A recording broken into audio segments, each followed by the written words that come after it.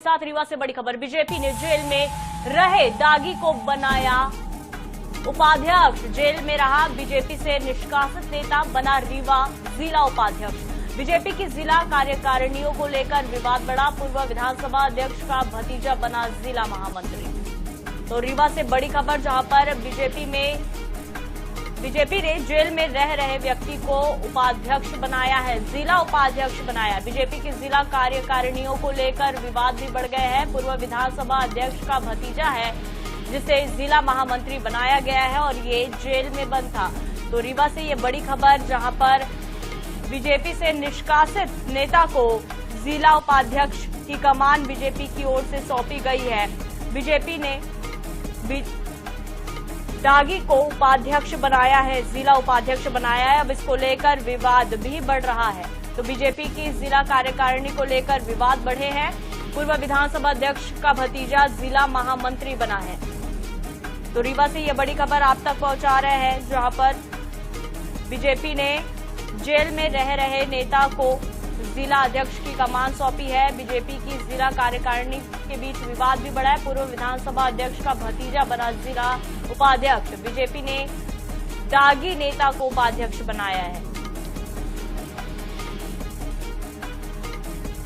और इसी मामले पर ज्यादा जानकारी के लिए ब्यूरो प्रमुख अनुराग मालवीय हमारे साथ जुड़े हैं। तो देखिए, दागी नेता को जिला उपाध्यक्ष की कमान सौंप दी गई है यहाँ पर अनुराग जी, और इसके अलावा जेल में भी बंद थे। विवाद बढ़ने की भी स्थिति निकलकर सामने आ रही है। इस मामले को लेकर क्या कुछ रिएक्शन है, क्या कुछ ताजा अपडेट है? देखिए, बिल्कुल अजीबोगरीब हालत है मध्य प्रदेश में इस समय। पहली बार बीजेपी में ऐसा हो रहा है कि जिला कार्यकारिणी के पदों को लेकर खुलकर विरोध हो रहा है, और ये एक नहीं कई जगहों पर हुआ है। और अगर अब हम रीवा की बात करते हैं, रीवा में देखिए कितना बड़ा कोइंसिडेंट है। पहले गिरीश गौतम के बेटे खुद त्याग पत्र देते हैं, अब गिरीश गौतम के भतीजे को बना दिया जाता है। गिरीश गौतम के वो भतीजे जिनके ऊपर आपराधिक प्रकरण दर्ज है, और ऐसे भी नहीं, छोटे मोटे नहीं, कई सारे बड़े मामले हैं जो खुलकर बीजेपी के खिलाफ खिलाफत करते नजर आए हैं। ऐसा नहीं है कि सिर्फ एक ही जगह से इस्तीफों की खबरें आ रही हैं। इस्तीफा सिंगरौली से भी हो गया है। सबसे ज्यादा विंध्य में स्थिति भारतीय जनता पार्टी को समस्याएं हैं। इसके पहले भी हमने देखा था मध्य प्रदेश के कई सारे जिलों में लोगों की नाराजगी थी। एक जिला उपाध्यक्ष ने तो सिर्फ इसलिए इस्तीफा दे दिया कि उनको बार बार जिला उपाध्यक्ष बनाया जा रहा था। उनका कहना यह था कि वो जिलाध्यक्ष बनाए जाने चाहिए। तो भारतीय जनता पार्टी में सामान्य तौर पर ऐसा होता नहीं है जिस तरीके की चीजें हो रही है, और निश्चित रूप से कहीं ना कहीं ये एक बड़ी मुश्किल भारतीय जनता पार्टी के लिए, खासतौर पर प्रदेश अध्यक्ष को इस संदर्भ में सोचना होगा कि कैसे जिला अध्यक्ष इस तरह के कदम उठा रहे हैं। एक बड़ा कारण इसका ये भी हो सकता है कि ये तमाम जिला अध्यक्ष हुए हैं जो भारतीय जनता पार्टी के उस समय के तत्कालीन प्रदेश अध्यक्ष वी डी शर्मा के कार्यकाल में बनाए गए थे। तो यही कारण है कि एक समन्वय की कमी है इन जिला अध्यक्षों और नए प्रदेश अध्यक्ष के बीच में। नए प्रदेश अध्यक्ष एक तरह चाहते हैं कि सुचिता की पॉलिटिक्स हो, लेकिन इसी बीच में उनके प्रदेश अध्यक्ष रहते हुए कुछ जिला अध्यक्षों ने इस तरह की हिमाकत की है, गलत नामों को प्रदेश का बॉडी तक के भेज दिया।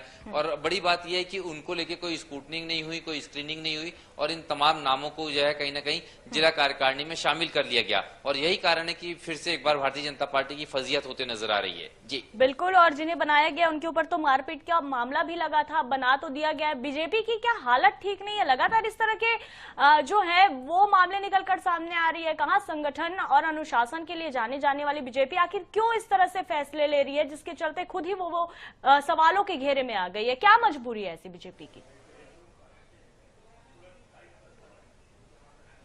बिल्कुल यही सोचने की बात है कि वो भारतीय जनता पार्टी जो अपने आप को कभी अनुशासन के लिए सबसे महत्वपूर्ण मानती थी, संगठन की वो सर्वोपरि मानती थी, वहां जैसे जैसे सत्ता हावी हो रही है वैसे वैसे परिस्थितियां बदली है। और मध्य प्रदेश में हम देख रहे हैं कि लंबे समय से बीजेपी के पास सत्ता है, और इस सत्ता ने कहीं ना कहीं भारतीय जनता पार्टी के उस डिसिप्लिन को प्रदूषित किया है। कहीं ना कहीं उसका एक इफेक्ट आया है। हाँ, हालांकि नए प्रदेश अध्यक्ष ने लगातार ये बातें कही हैं कि अनुशासन और संगठन ही सर्वोपरि होना चाहिए। अब देखना होगा इस तरह के मामले सामने आने के बाद बीजेपी प्रदेश अध्यक्ष क्या एक्शन लेते हैं। जी बिल्कुल, और मामला इस वजह से भी बहुत सोचनीय हो जाता है क्योंकि कहीं ना कहीं बीजेपी को भी अपनी शाख बचानी है अनुराग जी, क्योंकि अनुशासन के लिए जानी जाती है। अब दागी नेता को यहाँ पर जिला उपाध्यक्ष की कमान सौंपी गई है, तो जाहिर तौर पर सवाल उठने भी लाजमी है। फिलहाल बड़ा मुद्दा है, नजर बनाकर रखिएगा, और तमाम जानकारी के लिए बहुत धन्यवाद।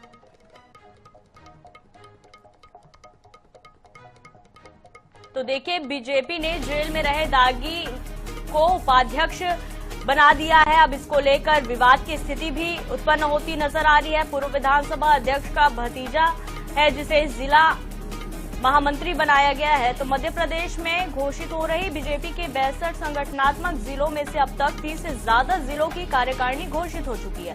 जिला कार्यकारिणी की घोषणा के बाद से लगातार विवाद भी सामने आ रहे हैं और जैसा कि हमारे ब्यूरो प्रमुख ने बताया अनुराग जी ने कि किस तरह से अब बीजेपी खुद सवालों के घेरे में इस लिहाज से भी फंसते जा रही है क्योंकि कहीं न कहीं लगातार अच्छी पकड़ रही है बीजेपी की मध्य प्रदेश में। उसके बावजूद इस तरह के अगर फैसले लिए जा रहे हैं तो कहीं न कहीं सोचने वाली बात भी है, सवाल भी उठने लाजमी हो जाते हैं।